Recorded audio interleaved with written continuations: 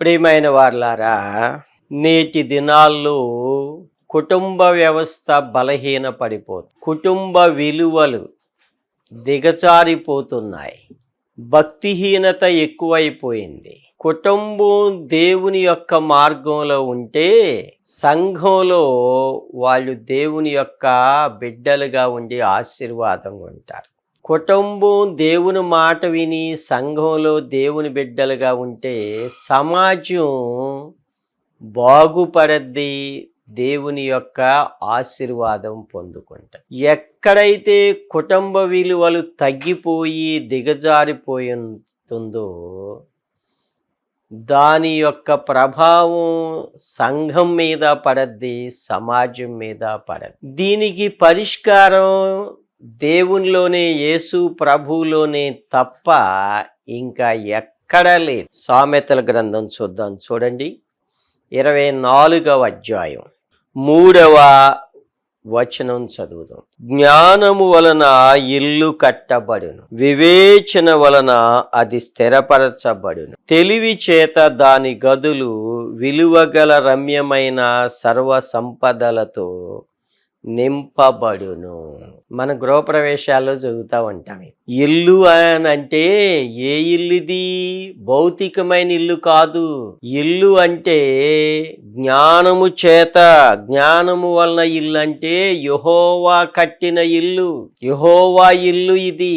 మన యొక్క ఇల్లు అనగా భార్య, భర్త, బిడ్డలు, ఇంటిలో ఉన్న వారందరూ.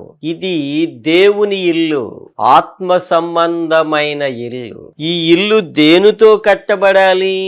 ప్రభు యొక్క వాక్యపు పునాది మీద, ప్రభు యొక్క ఆజ్ఞల యొక్క పునాది మీద ఈ ఇల్లు కట్టబడాలి. దేవుని యొక్క వాక్యం మన యొక్క గృహాల్లో ఉంటే జ్ఞానము చేత ఇల్లు కట్టబడద్ది అంతే. అది లేకోకుండా ఉంటే అసలు మన పునాదే తప్పు. ఇక అది ఏమవుద్ది? బండ మీద ఇల్లు కాదు, అది ఇసుక మీద కట్టిన ఇల్లు అవుద్ది. నేటి కాలంలో సైతానుడు కుటుంబాలని కూలదోస్తున్నాడు. కుటుంబ విలువలు లేవు. భార్యాభర్తల మధ్య దేవుని యొక్క ఆజ్ఞల ప్రకారం లేదు. యేసు ప్రభు అంతేకాదు, ఆది కాండము నుంచి దేవుడిచ్చిన కుటుంబ విలువలు ఎప్పటికీ సజీవంగానే ఉన్నాయి. అవి ఎప్పటికి కూడా అవి ఎంతో ప్రధానమైనవి, ప్రాముఖ్యమైనవి. సైతానుడు వచ్చి కుటుంబాన్ని చెడగొట్టాడు. అప్పటి నుంచి ఎప్పటికీ చెడగొడుతూనే ఉన్నారు. కోర్టు కేసుల్లో ఏమిటి? విడాకులు ఎక్కువ, కేసులు ఎక్కువ ఉంటున్నాయి. భార్యాభర్తల మధ్య దేవుని ప్రేమతో నడుచుకోవటంలా వాళ్ళ ప్రేమతో నడుచుకుంటున్నారు. లోకస్తుల్లాగా దేవుని బిడ్డలు కూడా ఇష్టానుసారంగా దేవుని యొక్క వాక్యాన్ని పక్కన పెట్టి నడుచుకుంటున్నారు. ఏమిటి దీని యొక్క పర్యవసానం? వాళ్ళిద్దరిలో దేవుని యొక్క సమాధానం లేదు. వారికి కలిగిన పిల్లల్లో అస్సలు దేవుని భయం లేదు. ఏమిటి ఫలితం? కుటుంబం సైతానుడు విచ్ఛిన్నం చేస్తున్నాడు. డబ్బులున్నాయి, కార్లున్నాయి, బిల్డింగులు, బంగ్లాలు ఉన్నాయి, ఆస్తులకి ఏం తక్కువ లేదు. కానీ తక్కువైందేంటి? సమాధానం లేదు, నెమ్మది లేదు, జీవితంలో సంతోషం లేదు, పరలోకానికి వెళతామన్న నిరీక్షణ లేదు, దేవుని భయభక్తి లేదు, ప్రభు యొక్క వాక్యానికి ఇంట్లో విలువ లేదు, కలిసి కూర్చుని ప్రార్థించే పరిస్థితి లేదు, తప్పులు సరిచేసుకుని దేవునిలో వాళ్ళ జీవితాలు మార్చుకుని బ్రతకటం లేదు. ఏమిటి దీని ఫలితం? ఇంటిలో దేవుని ఆశీర్వాదం లేదు, సంఘంలో గొడవలు, గందరగోళాలు. సమాజం మనల్ని చూసి దేవుని నామాన్ని అవమానపరుస్తున్నారు. ఏమిటి దీనికి పరిష్కారం? ఒకటే, జ్ఞానము వలన ఇల్లు కట్టబడును. ఏమిటి జ్ఞానం నీ జీవితములో? ఇదే సామెతల్లో ఉన్నది చూడండి. మొదటి అధ్యాయము నుంచే జ్ఞానము జ్ఞానము జ్ఞానము జ్ఞానం. రెండవ వచనం, మొదటి అధ్యాయం 2వ వచనం, జ్ఞానమును ఉపదేశమును అభ్యసించుటకును వివేక సల్లాపములు గ్రహించుటకును నీతి న్యాయ యథార్థతలను అనుసరించుటయందు బుద్ధి కుశలత ఇచ్చు ఉపదేశమునందుటకును జ్ఞానము లేని వారికి బుద్ధి కలిగించుటకును యవ్వనులకు తెలివియు వివేచనయు పుట్టించుటకును తగిన సామెతలు. జ్ఞానం మన జీవితాల్లో, ప్రభు యొక్క జ్ఞానం మన జీవితాల్లో, యేసు ప్రభువే మన జ్ఞానం. ఆయన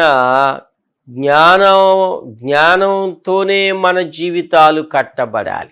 దేవుని యొక్క వాక్య వెలుగులో మన జీవితాలు ఉండాలి. 4వ అధ్యాయం చూడండి, సామెతల గ్రంథం 5వ వచనం, జ్ఞానము సంపాదించుకొనుము బుద్ధి సంపాదించుకొనుము నా నోటి మాటలను మరువకుము.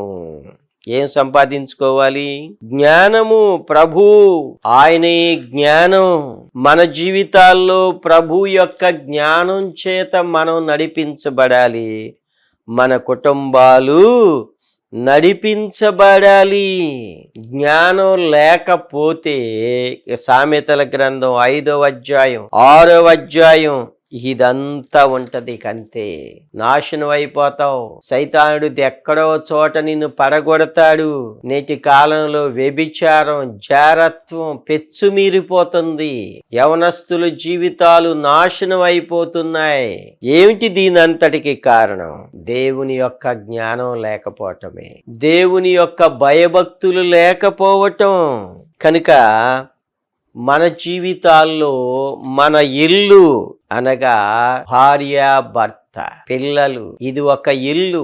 ఆత్మీయ కుటుంబం, ఆత్మీయ గృహం ఎలా కట్టబడాలి? ఇది జ్ఞానము వలనే ఇల్లు కట్టబడాలి. దేవుని యొక్క చిత్తం, దేవుని యొక్క ఆజ్ఞలు, దేవుని యొక్క నడిపింపు మన జీవితాల్లో. చూడండి, బైబిలు ఏంటి?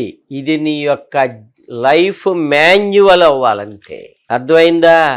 బైబిలే నీ జీవితాన్ని నడిపించాలి, శాసించాలి. బైబిలే నీ జీవితానికి కావలసిన ప్రతి అవసరతను తీర్చాలి. నీవు బైబిలే నీ జీవితాంతో ముడిపడి ఉండాలి. అర్థమైందా? You have to live by the Bible, you have to walk by the Bible. మన జీవితాల్లో ఇది ఎంత ఎక్కువగా ఉంటే మన ఇల్లు అంత దీవెనకరముగా ఉంటుంది. పైకి మన ఇల్లు ఎంతో బాగా కనపడతాయి, వాక్యాలు కనపడతాయి ఇంట్లో, పైకి భక్తి గల వారి వలె ఉంటాం, లోపలంతా శక్తి లేని పరిస్థితి. దేవుని కార్యాలు ఉండవు, దేవుని ప్రేమ ఉండదు. భార్య భర్తలు దేవుని అనుసరించి నడుచుకోరు, పిల్లలు అంతకన్నా నడుచుకోరు. ఏమిటి దీనికి? జ్ఞానము వలన ఇల్లు కట్టలేని పరిస్థితి. ఒక కుటుంబ యజమానిగా ప్రభు సన్నిధిలో బైబిల్ చదివి ప్రార్థన చేస్తున్నావా? ఒక కుటుంబ తల్లిగా, భార్యగా, జ్ఞానవంతురాలుగా ఇల్లు కడుతున్నావా? లేకపోతే మూడురాలుగా కట్టినిల్లును ఓడబెరుగుతున్నావా? భార్యాభర్తలు ఒక్కసారి ప్రశ్నించుకోవాలి, సరిచేసుకోవాలి. శోధన వచ్చింది, లేకపోతే ఆపద వచ్చింది, ఇబ్బంది వచ్చింది, ఇద్దరు కలిసి ప్రభు సన్నిధిలో ప్రార్థించిన పరిస్థితులు ఏమన్నా ఉన్నాయా? లేకపోతే ఒకరి మీద ఒకరు నిందించుకుని, ఒకరి మీద ఒకరు దోషారోపణ చేసుకుని, తగాదాలు ఆడుకుని, కక్షలు, కార్పణ్యాలు, మనస్పర్ధలతో సమాధానం లేని పరిస్థితులు ఉన్నాము. నేటి కాలంలో ఇలాంటి పరిస్థితులే ఎక్కువగా ఉంటున్నాయి. జ్ఞానము వలన అనగా దేవుని యొక్క భయముతో, దేవుని యొక్క ఆజ్ఞల వెంబడి మన ఇల్లు కట్టబడాలి. ఇదే సామెతల గ్రంథం 9వ అధ్యాయములో మనందరికీ అవసరమైన మాట ఉన్నది. చూడండి 9:10 యెహోవా యందు భయభక్తులు కలిగియుండుటయే జ్ఞానమునకు మూలము. యెహోవా యందు భయభక్తులు,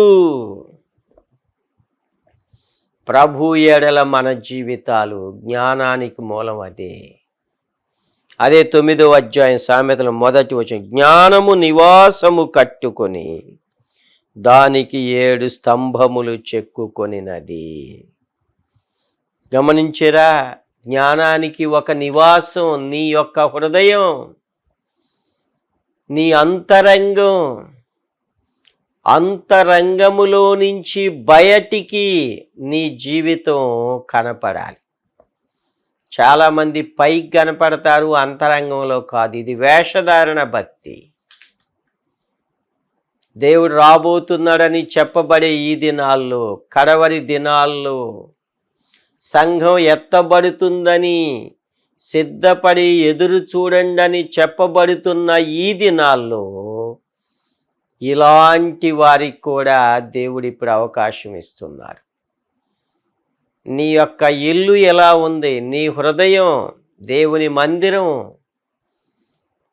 దేవుని యొక్క జ్ఞానం, దేవుని యొక్క వాక్యం, యేసు ప్రభు యొక్క శిలువ బలి ద్వారా వచ్చిన రక్షణ, పాప క్షమాపణ, నిత్య జీవాన్ని గురించిన జ్ఞానం నీలో లేకుండా ఉంటే నువ్వు వేరే మార్గంలో ఉన్నట్లు, విశాల మార్గంలో ఉన్నట్లు. మనము ఇంటి వలె కట్టబడే వారిగా మనం ఉండాలి. దేవుని యొక్క వాక్యం ద్వారా యేసు ప్రభు కార్చిన పరిశుద్ధ రక్తం నీటి కాలంలో ప్రతి పాపము నుండి విడుదల కలుగచేసే శక్తివంతమైన రక్తం. నీ సమస్త దుర్నీతి నుండి నిన్ను పవిత్రునిగా చేయగలిగిన క్రీస్తు ప్రభు రక్తం. చివరికి నీ మనస్సాక్షిని కూడా ఎంతో ఎక్కువగా శుద్ధి చేయగలిగిన క్రీస్తు ప్రభు రక్తం. మరి ఏమిటి నీ జీవితంలో ఏం కలిగి ఉన్నావు? జ్ఞానము వలన ఇల్లు కట్టాలి. ఇది లేకోకుండా ఎన్ని డబ్బులున్నా, యేసు ప్రభు ఆయన వాక్యం, ఆయన శిలువ బలియాగము ద్వారా వచ్చిన రక్షణ, పాప క్షమాపణ, నిత్య జీవ భాగ్యం నీలో లేకుండా ఎన్ని ఉన్నా నీ జీవితములో నీవు ఆశీర్వాదాన్ని పొందలేవు, పరలోక రాజ్యానికి వెళ్ళలేవు. నీ జీవితాన్ని యేసు ప్రభువులు ఆయన ఆజ్ఞల పునాది మీద కట్టుకోవాలి. జ్ఞానము వలన ఇల్లు కట్టబడును. వాక్యం మన జీవితాల్లో శాసించాలి, మనలను నడిపించాలి, మనలను ఆయన ఆజ్ఞల వెంబడి తప్ప వేరే మార్గంలోనికి వెళ్ళనీయకుండా కాపాడాలి. నా హృదయంలో పాపము చేయకుండానట్లు నీ వాక్యాన్ని నేను నా హృదయంలో ఉంచుకొని ఉన్నాను. 119వ కీర్తనలో 9-10 వచనాల్లో మనం చదువుతాం. దేవుని యొక్క వాక్యం మనలను నడిపించేది. అంతేకాదు, దేవుని యొక్క వాక్యం నీ ప్రతి అవయవముతో మాట్లాడేది. మూలుగులను కీళ్లను అంతయు శోధించటానికి దేవుని వాక్యం నీకున్నది. దేవుని వాక్యం నీ శరీరంలో చూడని చోటు లేదు. నేను సరిచేయలేని ప్రదేశం దేవుని వాక్యం లేదు. ఏదైనా సరిచేస్తుంది. సజీవమైనది, బలము కలది, రెండంచుల వాడి అయిన ఖడ్గం కీళ్లను, మూలుగులను, ప్రాణాత్మలను శోధించేది. అదే మన జ్ఞానం. మనుషులు డబ్బులుంటే సరిపోద్ది అనుకుంటున్నారు చాలామంది. డబ్బే అన్నిటికీ అనుకుంటున్నారు, పరిగెడుతున్నారు డబ్బు కోసం, సంపాదన కోసం. దానికన్నా కావాల్సింది దేవుని యొక్క వాక్యం. దేవుని యొక్క జ్ఞానం మన జీవితాలకు కావాలి. ప్రియమైన వారలారా, జ్ఞానము వలన ఇల్లు కట్టబడును. అర్థమైందా? ఒక భార్య ఏమన్నాడు? జ్ఞానవంతురాలు తన ఇల్లు కట్టుకొనును. నువ్వు ఎలా ఉండాలి ఒక భార్యగా? జ్ఞానవంతురాలు తన ఇల్లు కట్టుకోవాలి. జ్ఞానవంతురాలుగా ఉండాలి. భార్య భర్తలు ఇద్దరూ దేవుని యొక్క వాక్యములో ఎదిగినట్లయితే పిల్లలు అది నేర్చుకుంటారు. అదే మనం వాళ్ళకిచ్చే బాలుడు నడవవలసిన త్రోవ. అదే వారి జీవితానికి పునాదిగా ఉండాలి. వారు దాని మీదే ఎదగాలి, ఫలించాలి. రెండవది ఏమన్నాడు? వివేచన వలన అది స్థిరపరచబడును. ఈ లోకంలో మనకు కావలసిందే వివేచన. దేవుని యొక్క వివేచన నీకు జ్ఞానము ద్వారా, దేవుని జ్ఞానము ద్వారా ప్రభు నీకు దయచేస్తాడు. ఇదే మొదటి అధ్యాయం సామెతల గ్రంథం. చూడండి ఏమనంటే ఇక్కడ 5వ వచనం, జ్ఞానము గలవాడు విని పాండిత్యము వృద్ధి చేసుకొనును, వివేకము గలవాడు ఆలకించి నీతి సూత్రములు సంపాదించుకొనును. ఏంటి? వివేకము గలవాడు నీతి సూత్రాలు. ఈ లోకంలో అది చేయకూడదు, ఇది చేయకూడదు, ఇచ్చేస్తే మంచిది, ఇలాంటి మాటలు వస్తాయి. మరి దేవుని వాక్యం, దేవుడు ఏం చేస్తాడు? వాటన్నిటినీ మానుకొని నీతిగా, యథార్థంగా, భక్తిగా జీవించే శక్తిని దేవుడు దయచేస్తాడు.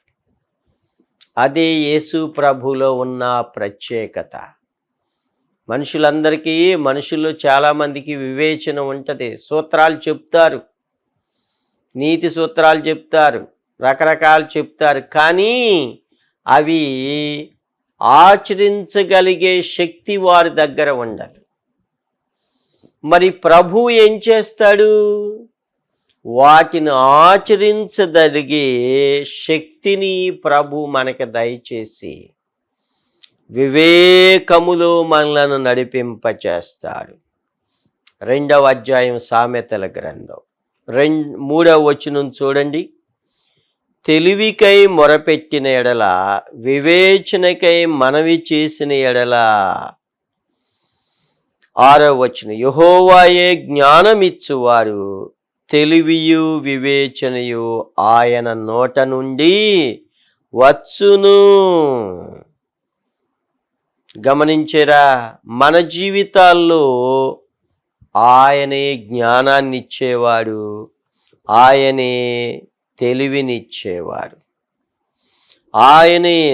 అదే 2వ అధ్యాయం 11వ వచనం, బుద్ధి నిన్ను కాపాడును, వివేచన నీకు కావలి కాయును. గమనించరా? ఏం చేస్తాడు? వివేచన నీకు కావాలి. వివేచన లేదనుకో, దేవుని యొక్క కాపుదల ఉండదు, సైతానుడు పట్టుకుంటాడు. నిన్ను నాశనానికి నడిపించేస్తాడు. మీకు అర్థమయ్యేటట్టు చెప్తాను. హాయ్ అన్నావు అనుకో, బాయ్ అంటాడు. బాయ్ అన్నావు అనుకో, ఇక తర్వాత పొడిగిచ్చేస్తాడు. నువ్వు వివేచన లేకుండా మాట్లాడేవని అర్థం. ఇక మెసేజ్ల మీద మెసేజ్లు, ఫోన్ల మీద ఫోన్లు, ఇక దీనికి హద్దు ఉండదు, అదుపు ఉండదు. ఎక్కడ పడిపోతావు? నాశనకరమైన గుంటలో పడిపోతావు. ఎంతమంది ఈ చరిత్రలు ఉన్నాయో, ఎంతమంది జీవితాలను నాశనం చేసుకున్నారు. వివేచన లేని పరిస్థితి. గమనించారా? 3వ అధ్యాయంలో చూడండి, 13వ వచనం, సామెతల గ్రంథం. జ్ఞానము సంపాదించిన వాడు ధన్యుడు, వివేచన కలిగిన నరుడు ధన్యుడు. ఎవరు ధన్యులు? జ్ఞానము వలన ఇల్లు కట్టబడద్ది, వివేచన వల్ల అది పడిపోకుండా, పాడవకుండా, నాశనం అవ్వకుండా, జ్ఞానాభివృద్ధిలో నీ కుటుంబం స్థిరపరచబడద్ది. వాక్యం చేత దేవుడు స్థిరపరుస్తాడు, ఆయన నీతి చేత స్థిరపరుస్తాడు, ఆయన భక్తి చేత స్థిరపరుస్తాడు, ఆయన ఆజ్ఞల చేత స్థిరపరుస్తాడు. దేవుని యొక్క కంచె నీకుంటది. మన జీవితాల్లో ఇలాంటి అనుభవాలు మనకు కలిగి ఉండాలి. కుటుంబాలు నాశనం అవుతున్న ఈ పరిస్థితుల్లో, పిల్లలు తల్లిదండ్రులకు అవిధేయులయ్యి వాళ్ళ ఇష్టానుసారంగా జీవిస్తున్న ఈ పరిస్థితుల్లో జ్ఞానము వల్లనే మన జీవితాలు కట్టబడాలి. వివేచన వల్లే మన జీవితాలు స్థిరపరచబడాలి. దేవుని గూర్చిన వివేచన మనలో ఉండాలి. ఇదే 3వ అధ్యాయం సామెతల గ్రంథం. చూడండి, 19వ వచనం. జ్ఞానము వలన యెహోవా భూమిని స్థాపించెను, వివేచన వలన ఆయన ఆకాశ విశాలమును స్థిరపరచెను. మనం నేర్చుకోవాల్సిన సత్యం ఏంటంటే, దేవుని యొక్క జ్ఞానం భూమిని స్థాపించింది, వివేచన వలన అది స్థిరపరచబడింది. మరి నీ జీవితాన్ని, నీ కుటుంబాన్ని, నీ బ్రతుకును ఆయన స్థిరపరచలేడా? అది వివేచన వలన అది ఆకాశ విశాలాన్ని వివేచనతో ఆయన స్థిరపరిస్తే, మన చిన్న బ్రతుకులను, మన యొక్క అల్పమైన మన జీవితాలను ఆయన స్థిరపరచలేడా? తప్పక స్థిరపరుస్తాడు. అది తెలుసుకోవాల్సింది. నేర్చుకుందాం దేవుని యొక్క వివేచనని. జ్ఞానము వలన మన జీవితాలు కట్టబడే. వాక్యం నీ సొంత జ్ఞానం కాదు, నీ సొంత తెలివితేటలు అంతకన్నా కాదు. దేవుని యొక్క వివేచనే మన జీవితాలు. ఆయన వివేచన మనలో ఉండాలి. గమనించారా? నిన్ను స్థిరపరిచే దేవుడు, ఆయన యొక్క వాక్యం యొక్క అడుగు జాడల్లో నిన్ను బలపరిచి నడిపించే దేవుడు. గమనించారా? ఇక తరువాత నీ వివేచనకి ఏమిటి ఆధారం? ఇదే 9వ అధ్యాయం 10వ వచనం చూడండి, సామెతల గ్రంథం. యెహోవా యందు భయభక్తులు కలిగి ఉండుటే జ్ఞానమునకు మూలము, పరిశుద్ధ దేవుని గూర్చిన తెలివియే వివేచనకు ఆధారము. దేవుని వాక్యం చదువు, నీ జీవితానికి వివేకాన్ని ఇస్తాడు. దేవుని వాక్యం చదువు, ఏది తప్పో ఏది రైటో దేవుడు చెప్తాడు. దేవుని వాక్యం చదువు, ఏవి మాన్యమైనవో, ఏవి ఖ్యాతి గలవో, ఏవి రమ్యమైనవో, ఏవి వెలుగు చీకటో దేవుడు నీకు తెలియచేస్తాడు. ఇవేమీ లేకుండా మన సొంత జ్ఞానం మీద, సొంత ఆలోచనల మీద ఉంటే కూలబడిపోతావు. దాని పాటు గొప్పది మన జీవితాల్లో ఇలా ఉండకూడదు. దేవుని యొక్క జ్ఞానం, దేవుని యొక్క వివేచన మనకు కావాలి. ప్రియమైన వారలారా, నేటి కాలంలో దుర్బోధలు ఎక్కువైపోయినాయి. మనుషుల యొక్క బలహీనతలను ఆసరాగా చేసుకొని నువ్వు ఇది ఉంటే ఇది జరుగుద్ది, ఇలా ఉంటే ఇది జరుగుతుందని వీళ్ళే మనుషుల్ని మభ్యపెడుతూ మోసం చేస్తూ వారిని ప్రభు వైపు తిప్పకుండా వాళ్ళ వైపుకు తిప్పుకుని వాళ్ళని ఏం చేస్తున్నారు, జలగలాగా పీల్చే పరిస్థితులు వచ్చేసినాయి. ఇలాంటి దుర్బోధలు కూడా ఎక్కువ ఉన్నాయి. అది కాదు, మనుషుల యొక్క బలహీనతల్ని నీవేం చేయాలంటే దేవుని వైపు నడిపించాలి. దేవుని వైపే నీ జీవితాన్ని నీవు గురిపెట్టి ఆయన ద్వారా మనం పొందుకుంటే అది ఎన్నటికీ సడలని విశ్వాసం, భక్తి. బండ మీద కట్టిన ఇల్లులాగా మనం ఉంటాం. అలా లేకోకుండా ఉన్నావు అనుకో, స్థిరత్వం ఉండదు, వివేచన ఉండదు, గాలికి అటు ఇటు కొట్టుకొనిపోబడతావు. అది మన జీవితాల్లో ఎన్నటికీ మంచిది కాదు. కనుక దేవుని యొక్క వాక్యం, ఆయన ఆజ్ఞలు, ఆయన శిలువ బలియాగం, ఆయన ఇచ్చిన పరలోక రాజ్యం, ప్రభు ద్వారా వచ్చిన గొప్ప రక్షణ, పాప క్షమాపణ, ఇవి దేవుని యొక్క జ్ఞానం. వివేచన ఏంటి? ఆయన యొక్క వాక్యమే వివేచనకి ఆధారం. నీతిగా, యథార్థంగా, భక్తిగా జీవించటమే పాపం నుంచి విడుదల పొందటమే. పాపం నుంచి నీ జీవితాన్ని నీవు విడుదల పొందటమే. పాపం అంటే పారిపోయేవారిగా ఉండాలి, అది వివేచన. అది మన జీవితాల్లో ఎంతో ప్రాముఖ్యం. గమనించరా, కుటుంబాలు పాడైపోతున్నాయి అంటే దేవుని యొక్క జ్ఞానం నీలో లేదు. లోక జ్ఞానం చాలా ఉన్నది. వాక్యం చదవరు, ప్రార్థన చెయ్యరు, ఇది తగ్గిపోతుంది. ఆరాధన అంటే ఏంటో టైం పెట్టేస్తున్నారు, తగ్గిపోతుంది. ఇది అది దేవుడు కోరిన పద్ధతి కానే కాదు. ఆదివారం దేవుని యొక్క జ్ఞానములో నీవు ఎదగాలి, ఫలించాలి, అభివృద్ధి చెందాలి.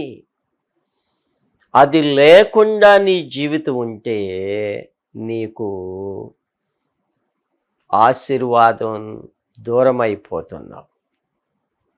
కనుక మన జీవితాల్లో ఈ సత్యాలను మనం ఒకసారి ఆలోచన చేయాలి. ఎక్కడ లోకముందో, కుటుంబంలో, భార్యలో, భర్తలో, పిల్లల్లో, దీనికి కారణం ఏంటో దేవుని యొక్క సన్నిధికి రండి, మోకరించి ప్రార్థన చేయండి. ప్రభువా, ఈ పరిస్థితి నుంచి నాకు విడుదల దయచేయమని ప్రార్థన చేయి. ప్రభు నీకు వివేచన గల హృదయాన్ని ఇస్తాడు, నీ హృదయాన్ని తెరుస్తాడు. పాపం ఎక్కడుందో, అవిధేయత ఎక్కడుందో, ఎక్కడ పడిపోయేవో దేవుడు తెలియచేస్తాడు. మరలా పడిపోయిన స్థితి నుంచే దావీదు వలె నిన్ను లేపనెత్తాడు. మరలా నీకు పోగొట్టుకొనిన ప్రతి ఆశీర్వాదాన్ని ప్రభు దయచేసి పరలోక రాజ్యానికి ఆయన చేరుస్తాడు. కనుక దేవుని యొక్క వాక్యమనే జ్ఞానముతో క్రీస్తు ప్రభు ఆయన ఆజ్ఞల వెంబడి నీ జీవితాన్ని నడుచుకో, వివేచన ద్వారా స్థిరపరచుకో. అదే మన జీవితాలకు కావలసినది. డబ్బు కాదు, ఆస్తిపాస్తులు కాదు, పేరు ప్రఖ్యాతులు అంతకన్నా కాదు. ఇవి కొంతకాలమే. దేవుని యొక్క వాక్యానుసారమైన జీవితం పరలోక రాజ్యానికి మనం నడిపించేది.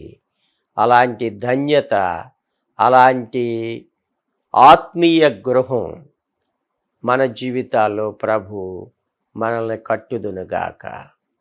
పరిశుద్ధుడా, దయగల తండ్రి, మా ఇల్లు నాయనా నీ వాక్యపు పునాదుల చేత కట్టబడేట్లు వివేచన కలిగిన వాక్యాధారముతో మా జీవితాలు నడిపించబడేటట్లు మీరే నడిపించి సహాయం చేయమని మా ప్రభువైన యేసుక్రీస్తు నామములో ప్రార్థించి వేడుచున్నాం తండ్రి. ఆమేన్.